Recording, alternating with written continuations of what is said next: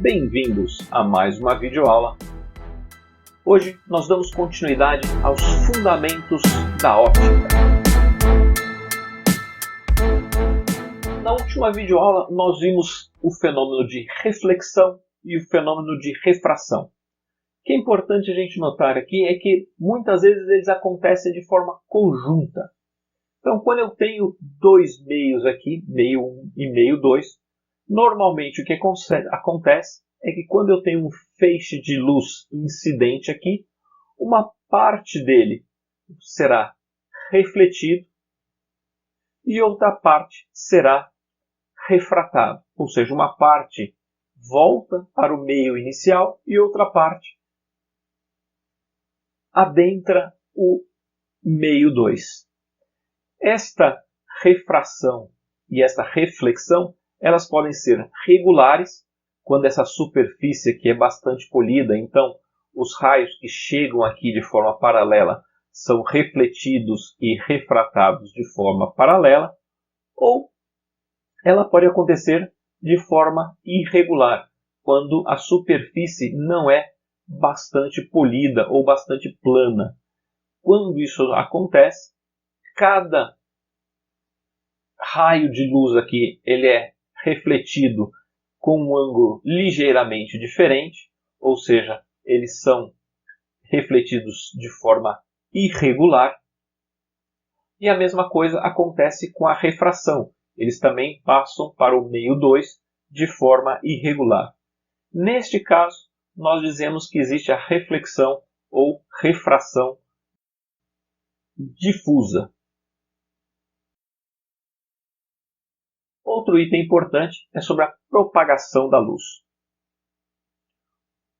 Quais são algumas propriedades da propagação da luz?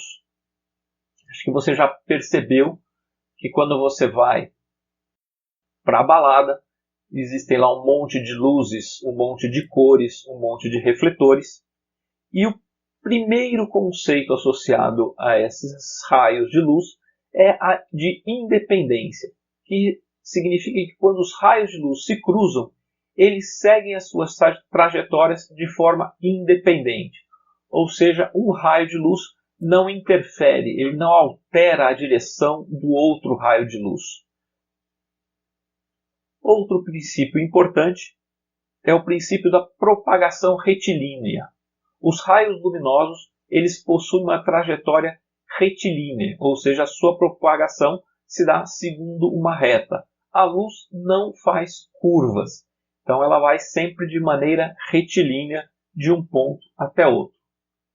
E o terceiro princípio é o princípio da reversibilidade, ou seja, se você enxerga uma pessoa, aquela pessoa também consegue enxergar você. Isso é porque o mesmo raio que vai, ele pode voltar, ou seja, a trajetória seguida pelo raio de luz, num sentido, é a mesma quando o raio troca o sentido de percurso. Então, se ele vai por este caminho, ele volta pelo mesmo caminho. Este é o princípio da reversibilidade. Outro conceito é o conceito de sombra. O que acontece? O que é a sombra? A sombra é um local onde a luz não incide. Então, se nós temos uma fonte de luz aqui, nós temos a representação dos raios de luz aqui. Aqui a gente tem um cone divergente, ou seja, eles saem de um ponto e se espalham. Então, eles continuam aqui. E se eu colocar um anteparo aqui na frente, o que acontece? Sendo esse anteparo opaco, esta parte aqui atrás, os raios de luz não atingem. Então aqui se forma o que a gente chama de um cone de sombra, porque em nenhuma região, em nenhum ponto deste espaço aqui, existe a incidência dos raios de luz. Quando nós temos aqui uma fonte extensa, aqui nós tínhamos uma fonte puntiforme, ou seja, que o tamanho dela é muito pequenininho, aqui você já tem uma fonte extensa, o que acontece? Na hora que eu tenho um anteparo aqui, eu tenho o seguinte, eu tenho os raios saindo deste ponto, a gente pode fazer a trajetória deles aqui, neste espaço aqui atrás, o que vai acontecer? Vai se formar um cone de sombra. Da mesma forma, eu posso ter os raios que estão saindo deste outro ponto aqui da nossa fonte luminosa. O que vai acontecer? Atrás deste espaço também se forma um cone de sombra. Agora, existe aqui uma região onde existe um cone de sombra formado por este ponto, mas este ponto está iluminando esta região. Neste caso, forma-se o quê? O cone de sombra, onde nenhum raio de luz consegue chegar, e forma-se o que a gente chama de penumbra, que é onde alguns raios de luz chegam, mas outros não. Então aqui você tem uma região completamente iluminada, porque todos os raios de luz que saem dessa nossa fonte alcançam este ponto.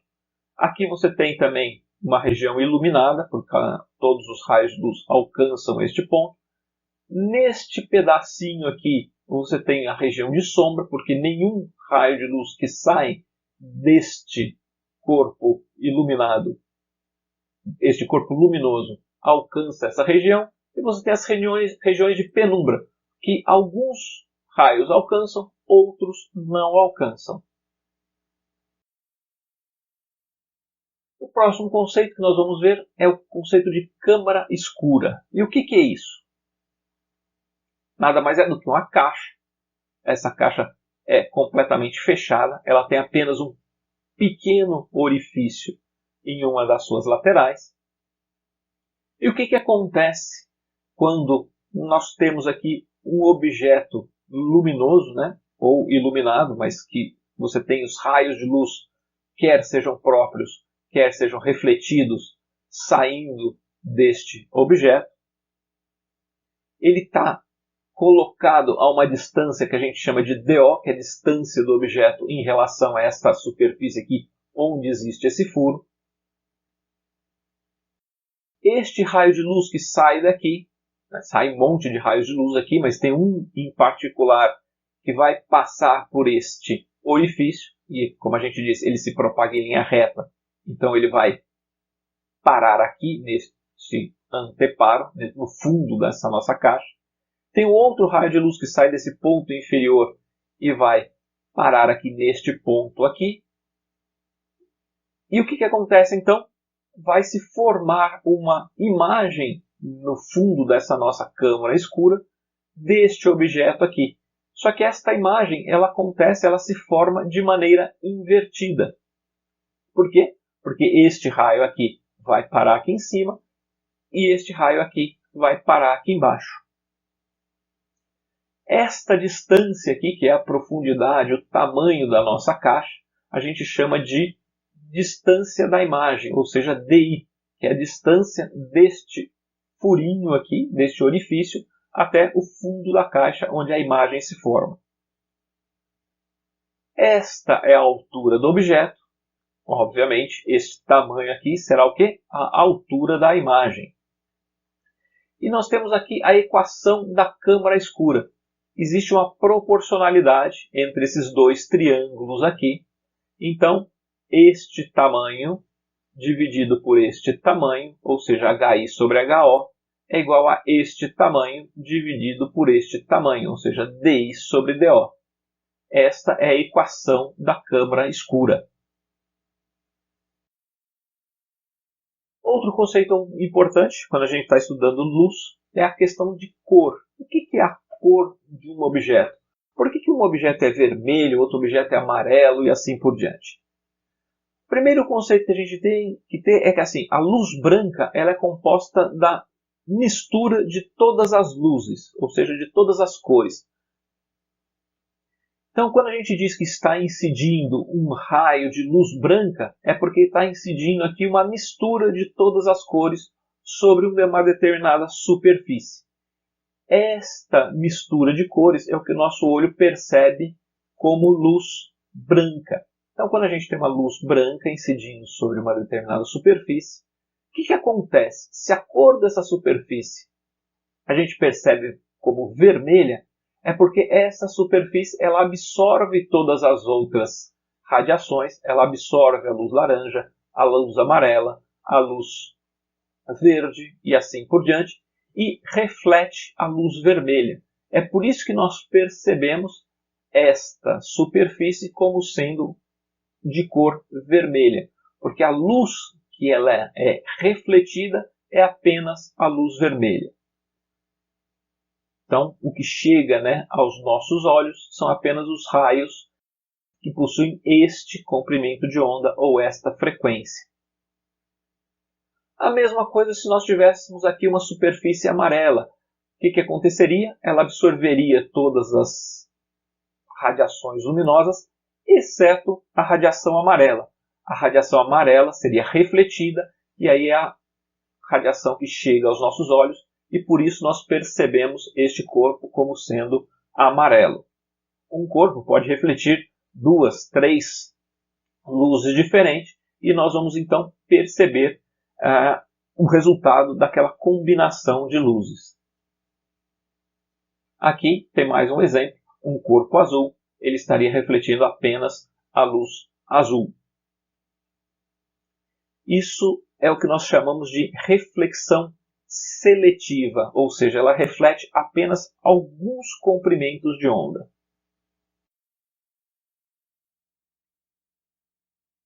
E aí nós temos algumas classificações. Nós temos o que a gente chama de corpos brancos, que são aqueles que refletem todas as cores. Nós temos aqueles que nós chamamos de corpos negros, que são aqueles que absorvem todas as cores. E nós temos também o conceito de filtros, que são objetos transparentes ou translúcidos, que absorvem também as cores de forma seletiva. Então, quando eu tenho um filtro aqui, ele é muito usado em fotografia, em filmagens, incide sobre esse filtro todas as cores, ou seja, aqui é a luz branca, que é o conjunto de todas as cores. E o que acontece? Apenas algumas cores passam para o outro lado. Este aqui é o que a gente chama de filtro, no caso um filtro amarelo, ele permite apenas a passagem da cor amarela, ou seja, da luz amarela. Poderia ser um filtro vermelho, um filtro azul e assim por diante. E por último, nós temos os sistemas ópticos. Primeiro tipo de sistema óptico são os sistemas refletores. Os sistemas ópticos denominados refletores consistem principalmente nos espelhos, que basicamente são o conjunto de uma superfície opaca, altamente polida e com alto poder de reflexão. O que é opaca? Porque a luz não atravessa o espelho, ela bate no espelho e volta. Então o espelho precisa ser opaco. Se ele não fosse opaco, a luz atravessaria. Ele precisa ser altamente polido, porque quando você tem o polimento, ele tem um alto poder de reflexão e quando ele é polido, você reflete os raios de forma organizada, ou seja, de forma regular. Então você consegue ver os objetos da mesma maneira que os raios incidentes, ou seja, sem distorção. E temos depois os sistemas refratores, que são aqueles sistemas que permitem a passagem da luz através deles, como os prismas e as lentes. Nos sistemas ópticos refratores, nós temos basicamente o que a gente chama de dióptros, que são peças construídas onde nós temos dois meios transparentes. Aqui normalmente você tem o ar e o vidro, aqui também você tem o ar e o vidro, separados por uma superfície bastante regular. Essa superfície também costuma ser bastante polida para que ela não embaralhe os raios quando eles atravessam essa superfície. Quando esses meios são associados de forma inteligente ou de forma conveniente, os dióptros funcionam como os utensílios ópticos de grande valor para os seres humanos, que são as lentes. Quem não enxerga direito como eu, agradece muito que alguém tenha inventado o conceito de lente, e também como prismas. Prismas estão muito presentes nas câmaras fotográficas, nos periscópios e em vários outros sistemas onde você precisa desviar o feixe de luz. Então, dentro dos fundamentos da física, o que nós vimos? Nós vimos o comportamento da luz, que é como se dá a propagação dos raios luminosos. Nós vimos os meios aonde a luz se propaga, que são os meios transparentes e translúcidos. Vimos também os meios opacos, que não permitem a propagação da luz. E vimos alguns dos princípios de propagação da luz. O princípio da retilineidade, o princípio da independência e o princípio da reversibilidade. Vimos os conceitos de sombra e de penumbra.